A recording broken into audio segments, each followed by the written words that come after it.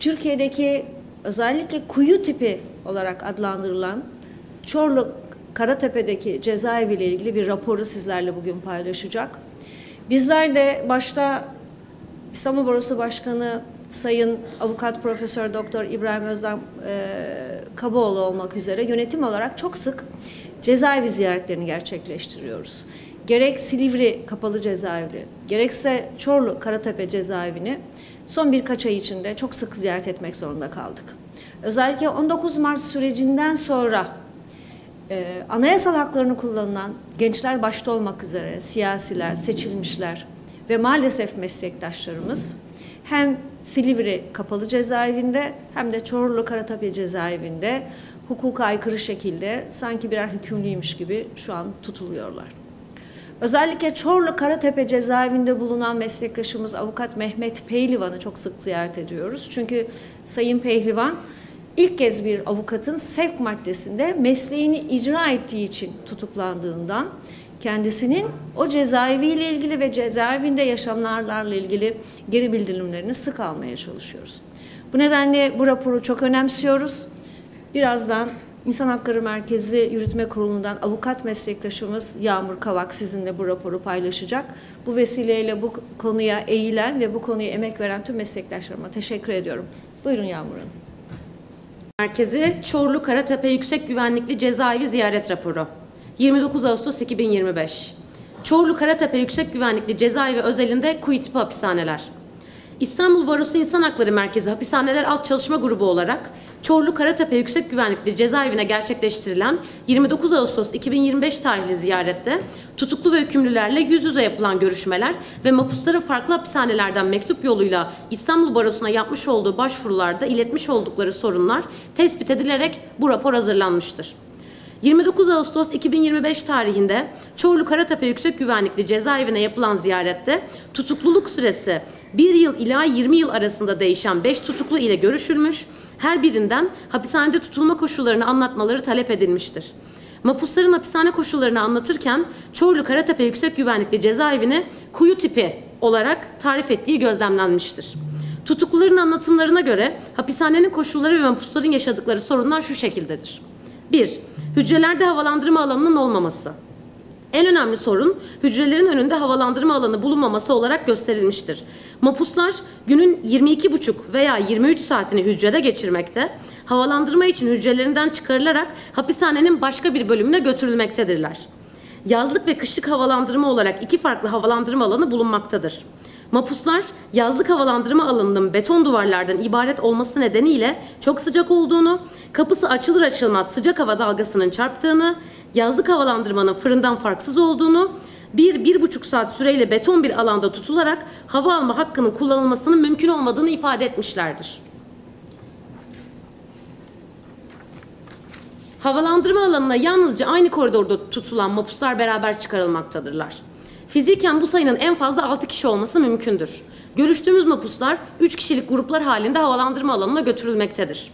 Havalandırma alanının hücrenin önünde olmaması nedeniyle bu 1,5 saatlik sürede mahpusların yağmurdan ve güneşten korunma, tuvalet gibi acil ve kişisel gereksinimlerinin karşılanması olanaksız kılınmakta.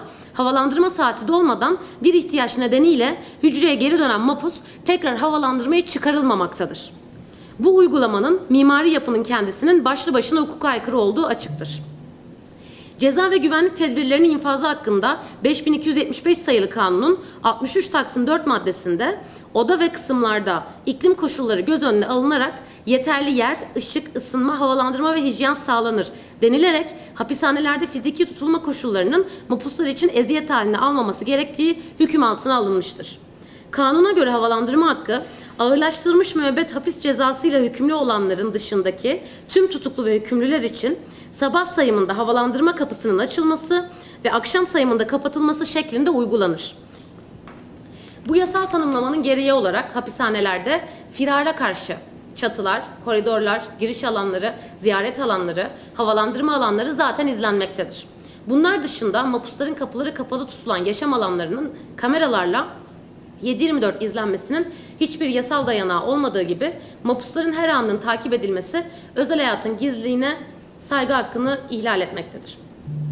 Ahim 6 Aralık 16 tarihli Romanya kararında demokratik bir toplumda gerekli ve meşru olduğunu ortaya koyacak şekilde kanunda öngörülmediği sürece hücrelerin kamera ile izlenmesinin özel hayata saygı hakkını ihlal ettiğini ortaya koymuştur.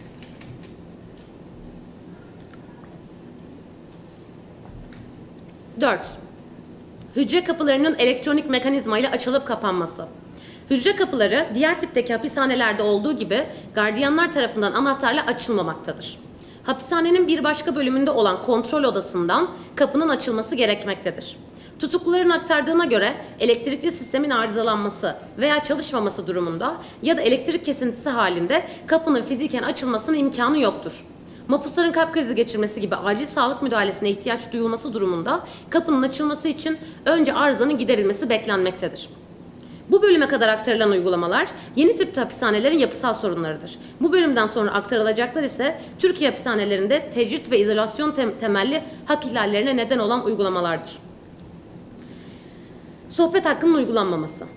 Adalet Bakanlığı tarafından 22 Ocak 2007 tarihinde yayımlanan 45 Taksim 1 numaralı genelgenin ortak etkinlikler başlıklı bölümüne göre tutuklu ve hükümlüler 10 kişiyi aşmayacak gruplar halinde idarenin gözetiminde, açık görüş alanlarında veya ortak yerlerdeki sosyal faaliyetler çerçevesinde haftada toplam 10 saati aşmamak üzere sohbet amacıyla bir araya getirilebilir. Bu faaliyet hafta içerisinde açık görüş, avukat ve ziyaretçi görüşlerini aksatmayacak şekilde yaptırılır. Ancak Çorlu Karatepe Yüksek Güvenlikli Cezaevinde görüştüğümüz mahpuslar sohbet hakkının hiç uygulanmadığını, aynı genelgeyle düzenlenen spor hakkının ise ayda bir defa bir saatliğine uygulandığını iletmişlerdir. Bu durum mahpusların bir araya gelerek sosyal ilişki kurma hakkını ortadan kaldırmaktadır. Sağlık ve tedavi hakkının ihlal edilmesi. Mahpuslar hastaneye götürülürken ayrıca jandarma tarafından aramaya tabi tutulmaktadır. Öncesinde gardiyanlar tarafından aranan mahpuslar, jandarma tarafından tekrar arama yapılmasını veya arama esnasında ayakkabılarını çıkartmayı kabul etmezlerse hastaneye götürülmemektedirler. Hastaneye gidebilenler ise kelepçeyle muayene edilmeye kabul etmezlerse yine tedavi olamamaktadırlar. Götürüldükleri Çorlu Devlet Hastanesi'nde tutuklu ve hükümlüler kendileri için bir alan olmadığı gerekçesiyle ring aracının içinde bekletilmektedirler. Saatler sürebilen bu bekleyiş de mahpuslar için adeta bir eziyete dönüşebilmektedir. Kendini geliştirme, düşünsel araçlara ve bilgiye erişim hakkının ihlal edilmesi. Tutuklular hücrede 10 kitaptan fazlasını bulundurmalarına izin verilememesinden, mektup yasaklarının sık ve keyfi şekilde uygulanmasından, hapishanede berber bulunmamasından, hücrede yalnızca bir mavi ve bir siyah tükenmez kalem bulundurmalarına izin verilmesinden, yayın evleri tarafından gönderilen kitapların kendilerine verilmemesinden, tahliye olan tutukluların gönderdikleri hediyelerin daha önce aynı hapishanede kalmış olmaları nedeniyle verilmemesinden, kantin çeşitliliğinin sınırlı olmasından şikayet etmişlerdir. Sonuç: Çorlu Karatepe Yüksek Güvenlikli Cezaevi, 2021 yılından itibaren yapılan yeni tip hapishanelerden biridir. Yeni tip hapishaneler olarak tanımlanan bu hapishaneler, yüksek güvenlikli kapalı cezaevleri, Y tipi kapalı cezaevleri ve S tipi kapalı cezaevleri olarak bilinmektedir. Adalet Bakanlığı'nın internet sitesinde yer alan bilgilere göre ülke çapında 13 tane Y tipi kapalı cezaevi, 23 tane yüksek güvenlikli cezaevi ve 7 tane S tipi kapalı cezaevi bulunmaktadır. Bu hapishaneler F tipi hapishanelerin devamı olmakla birlikte mahpuslara yönelik ağır tecrit ve izolasyon içermektedir. Bu hapishanelerdeki koşullar ise kuyu tipi tanımlamasını ortaya çıkarmaktadır.